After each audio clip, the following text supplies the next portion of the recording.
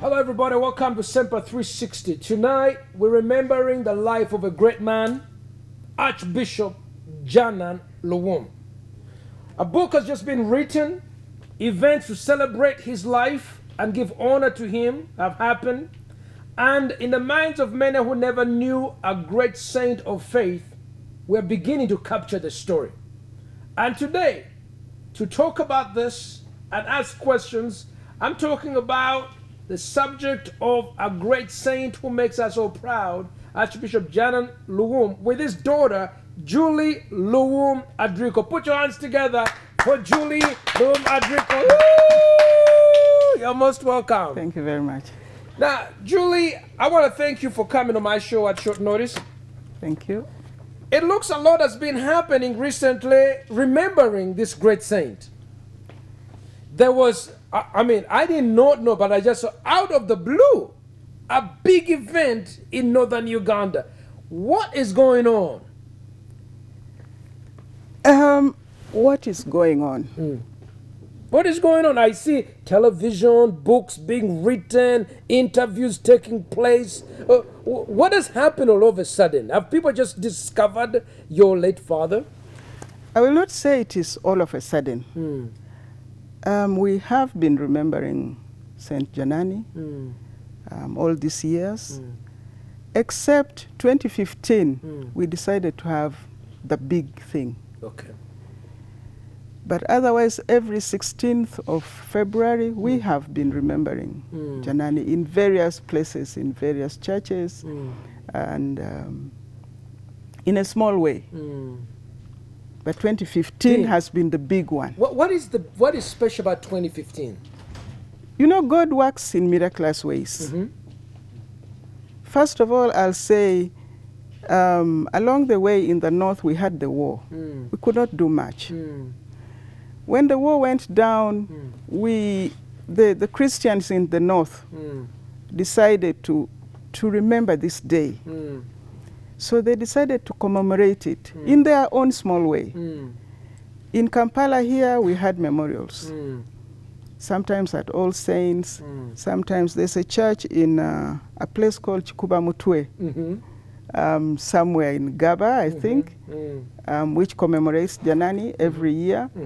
So those have been doing it. 2015, a few people came up and said, no, this man is too big not to be remembered in a big way. His testimony is big. His testimony is good big for Uganda. So they got together and arranged this day. I was part of the dinner on Friday. I have to tell you, I have not been part of an event so colorful. There's the Raka, then the singers, then there is politicians from all spectrums of society, elders, Bishop Sentamu, Archbishop of York, Ambassador Olaro Tunu, the former Prime Minister of Uganda, and the current Prime Minister. It was wonderful. Indeed it was. And I'll tell you, Janani was a uniting figure. So even in death, you can see he's still uniting everyone. That is true. Yes. That is true. He loved unity. He loved peace. He loved justice. Let me, please take us back. I'm just going to go right now. We've just been doing news headlines. Okay. I want you to take me back. You were a daughter of the Archbishop. I've just been reading this book about some of the difficult moments, but take us back. Who is Janan Luwum? What do you remember of your father? A kind, loving man. A man who was busy, but had time for his family. Because I remember every Christmas, we would go home to have family time. In some of his pastoral journeys, he would take us along. We had fun. We didn't know much about what he was doing, but it was just fun. To us as young children, it was fun. But I know he was a loving father. He was kind. Our house was always full. What I didn't like was we worked too hard. We worked because the house was always full, so you had to have a big saucepan of water on the fire to give to his guests all the time. Tea was always available. Food must always be available. So we worked like nobody's business. But it taught us. It taught us to be useful citizens, because it is hard work that pays. You don't just get anything done sitting down. Yeah, he taught us to work hard. The role of the East African revival in the spiritual formation of your father is brought up as something that it was quite key. How do you think about that? How do you think that the walking in the light, the tukutendereza, how do you think that was significant in the formation of who your father is known to be? I think if it was not for that revival, probably Janani would not have known the Lord. This is what I think. But because of that revival, he discovered something good in it. And so he re-examined his life and came to the Lord. If you heard my mother's testimony, you were not in Muchwini. No, I was not. She gave a big testimony in Muchwini about how she met Janani, about how Janani was just a fanatic, and about how she herself, after resisting so hard, got saved. So I think if it wasn't for this revival, Janani would have got lost in the world. Wow.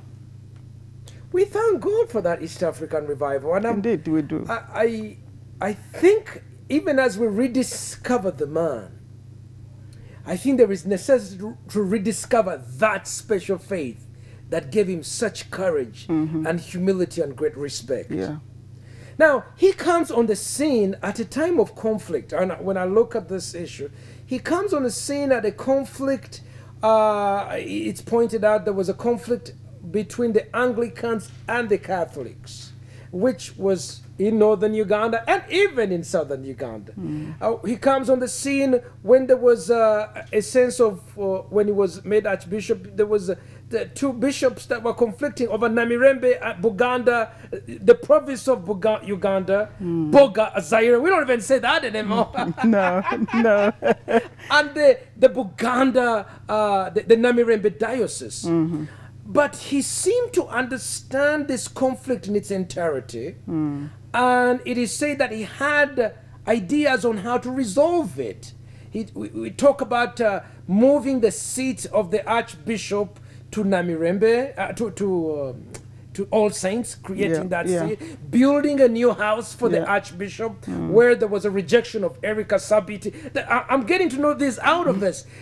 Where does he find, where does your father come up with this sense of, I'm able to understand conflict, I assess it, I come up with a way forward? You know, to understand anything, you have to, a thing like conflict, you have to understand the two parties. Why are we conflicting? Why is Julie conflicting with Pastor Ssempa, for instance? You have to understand my view. You have to understand Pastor Sempa's view. And then you bring the two together. They meet halfway. I think that's how Janani was able to understand the conflict in the church then. This is my thinking.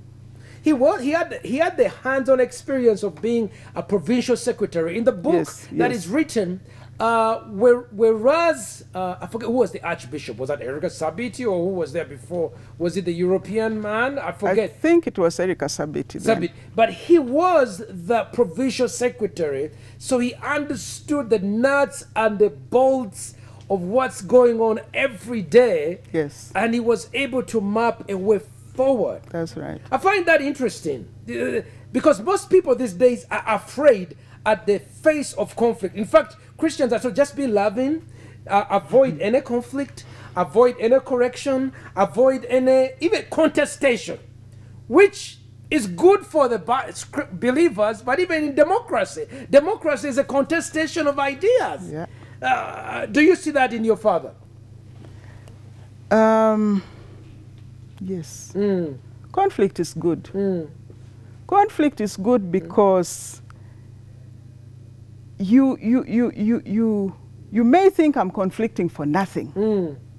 But if you listen to my views carefully, there may be something that can be of benefit in it for you or to the rest of the world.